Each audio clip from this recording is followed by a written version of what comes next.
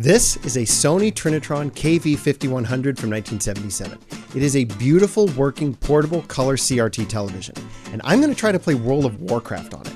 This is something I've been wanting to do for years, and when I got this from a recent estate sale, I thought it was finally time to do it. So I'm going to take you on a little tour of this guy while I show you exactly what I did to be able to hook this thing to my modern video editing computer. This is really cool, and you can do it for about $40 without having to modify the TV in any way, so stick around.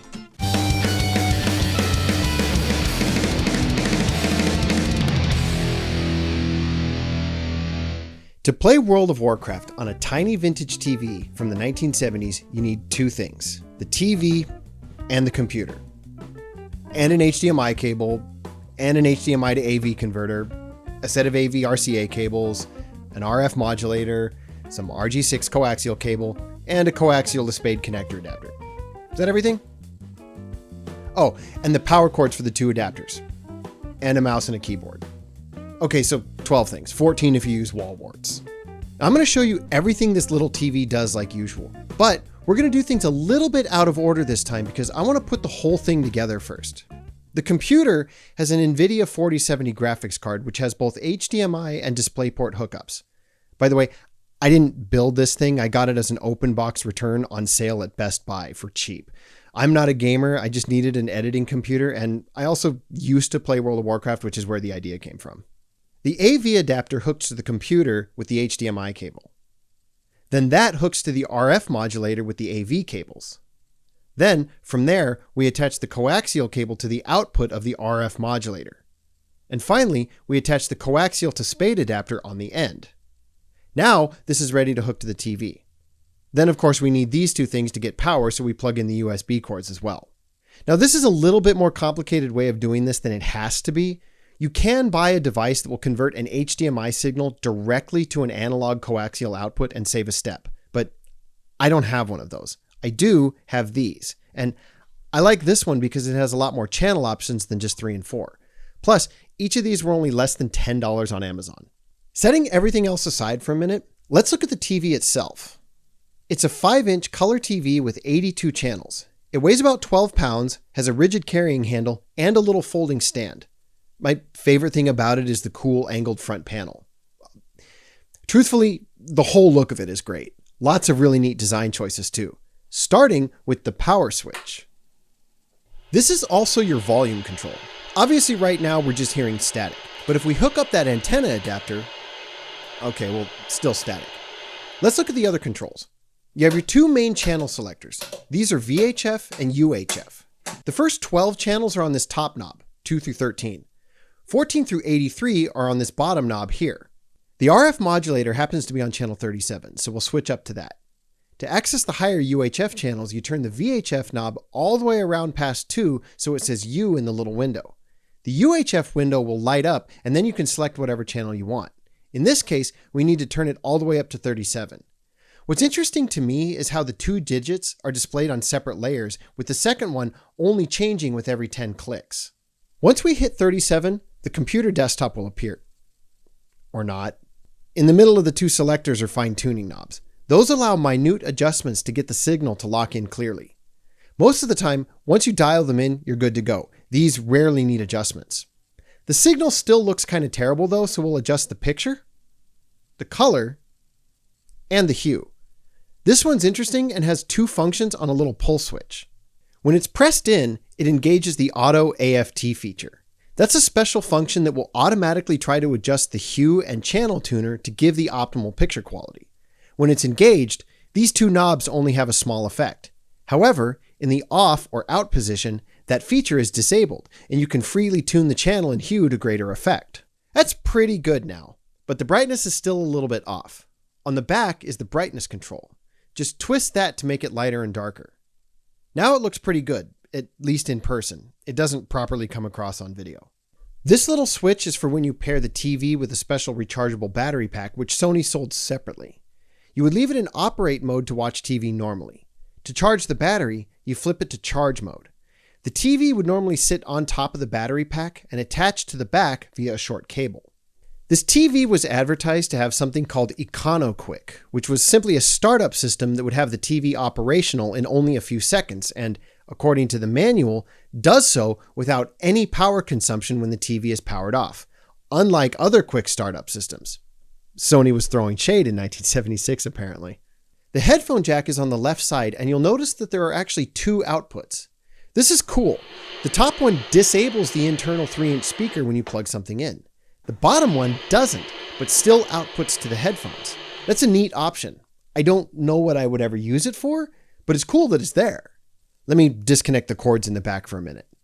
If you look closely, there's a little switch in the power plug socket. That lets the TV detect whether the AC power cord is attached and automatically disconnects the DC inputs from both the 24-volt battery port and the automotive/boat input. The DC cord for this didn't ship with the TV. You had to buy it separately. The signal inputs are here. Your UHF, where we hooked up the computer, would be attached to these screw terminals. The VHF input is done with this standard 3.5mm jack. Sony also made several different little adapters that would hook to the back that allowed different antenna configurations and selection, which would attach to these little pin ports. Fun fact, this little plug is just connected to a small wire inside the plastic shell and hooked to the antenna on top, which you can see when the shell is removed and kind of looks like a music video from the 2000s. There are a few more controls on the back.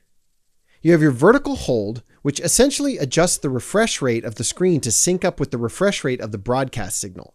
If I hook the computer back up and adjust the hold, you can see how it rolls or syncs up as I turn the dial. In the bottom corner is a degausser. It works a lot like a tape head demagnetizer. If you have the misfortune of getting this thing too close to a magnet, it can screw up the colors on the screen even after the magnet is gone. You'll have to forgive me, but I'd rather not test that out because if it doesn't work, I don't want to be left with screwy colors on this thing. So we're just going to have to go on faith for this one. These controls down here, which require a screwdriver to adjust, are meant to only be touched by qualified professionals. I am nowhere near qualified. So of course I have to touch them. They're essentially changing each color's intensity by increasing or decreasing the baseline voltage of each color's electron gun within the tube. They're more or less how the white balance is set in the factory. While I wait for WoW to load, I do need to point out that the sides of the screen are bowed in a little bit.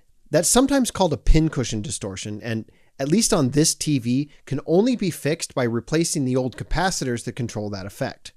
I'll do that later, but I'm not going to show it because this is meant to be a novice-oriented channel, and messing around with CRTs can be really dangerous even after they're unplugged. So it's one of those jobs that should never be done by an amateur. Like me. I'm going to do it anyway, and if I suddenly disappear from the internet, you'll all know why.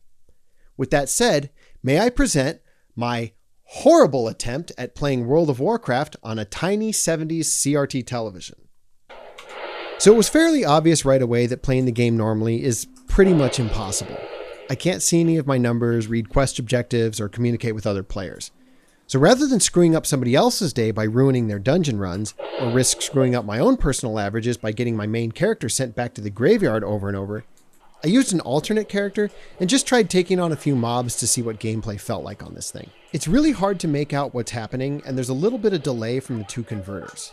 I also can't tell what I'm picking up from downed enemies or what any of the dialogue boxes say. So I decided to pivot from all that and try running my main character through a couple of areas that had cool looking environments. The floating crystals in here were always a favorite of mine, but it's a pretty dark area so it didn't show up well. I flew around a place called Bastion a little bit to see what the pale gold and blue palette looked like, and I had to go check out how some of the areas in the current expansion looked. It's wild seeing it on this tiny little screen. There are a few places in this game that look a lot like areas in Northern California where I grew up. Two in particular remind me a lot of home. My favorite is this zone, Westfall. The geography, the farmland, the cliffs. It all reminds me a lot of Sonoma County in the fall. Particularly places like Bodega Bay, Sebastopol, and Petaluma. Santa Rosa too to some degree, but much less so. The other place I always liked was a zone called Grizzly Hills, just because it looks very similar to the coastal redwoods of the Pacific Northwest, which, again, I find very comforting because it feels a little bit like home. Except there are no brightly colored painted buses driving around in the game. While I found gameplay to be frustrating, flying around and exploring was a lot of fun, and I probably spent at least an hour going into different zones and just looking around. I haven't played this game in quite a while, and truth be told, I was never any good at it. I'm not competitive, and I don't like the pressure of playing with other people. Plus, like I said, I'm not a gamer. I played a lot of Nintendo when I was a kid, but I more or less quit around junior high, and I never got into newer games because I had already started working part-time by the time I was a sophomore in high school. Nevertheless, this was a fun little experiment. But the real treat was the other use that I found, which you guys have probably already figured out. Music videos. Just a long randomized YouTube playlist. That alone made the whole project worthwhile because I already had the playlist for when I'm with clients at work, so it was really easy to just play it through the TV sitting next to my computer while I'm browsing Reddit or answering client emails or that kind of thing. That turned out to be my favorite use for this setup. Now, of course, before we go, I have to open this thing up. As I stated before, this is not a good idea. CRT TVs can hold dangerous amounts of electricity long after they're powered off and unplugged. The chassis slips right out of the shell once the screws and antenna plug are removed. Look at how densely packed this thing is. I washed this outer shell in the kitchen sink a few days ago and was relieved to see that the water didn't damage the paper stickers. This front plastic panel comes off too. It's only held in with these little fabric pads. I had to remove the shell and the front panel because this thing was full of seeds when I got it. I only got a photo of the ones that were in the front panel, but I probably shook 40-something seeds out of this thing. It sounded like one of those rain tubes when I flipped it over the first time. So that was the Sony Trinitron KV-5100 and a very poor attempt at playing World of Warcraft through it. I'm sure that has probably been done by somebody else already, but it's just something that I have always wanted to try myself. Plus, it's nice to know how to hook up a setup like this, especially for testing TVs or VCRs if and when you come across them. I got a lot of responses from you guys about doing the tool bag video, so that's what I'm going to do next after this. And a couple of you guys had some really good suggestions for things to include in the bag, so I'll be covering that in the next video. I hope to see you all back next time, and keep thrifting.